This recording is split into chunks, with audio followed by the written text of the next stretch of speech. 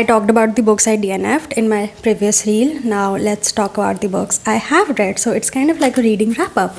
The first three books are actually Harry Potter.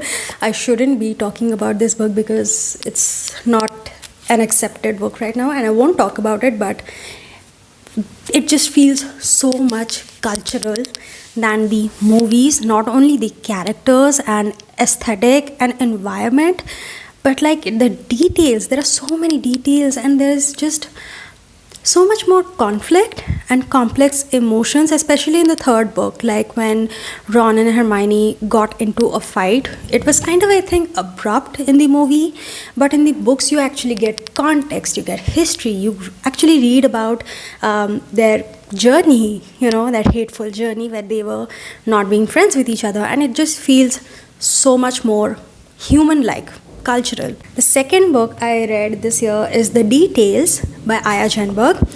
It is a very mundane book. Like, it is the sort of book you read when you just want to read about human connections.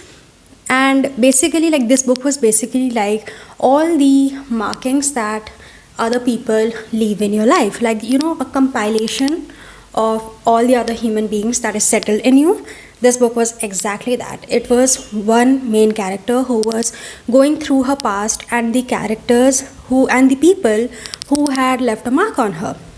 They had left some sort of situation that had changed her, that had made her into the person that she is today. I liked it for its concept, but it is a really character depth sort of book. And I kind of liked it. I loved how it talked about how people leave their own details and how you instill these details into yourself. But other than that, was it too extraordinary? No. The last book I read was Vanishing World by Sayaka Murata, a new favorite of mine. I like Sayaka Murata. I don't know how she does it, and I have reviewed this book in another reel. I link it in this reel, but she is one of my favorite authors. Like, I just love whatever is wrong with her brain. I love how she tries to write her books, and yeah, this was one of the truly bizarre yet amazing books I have ever read.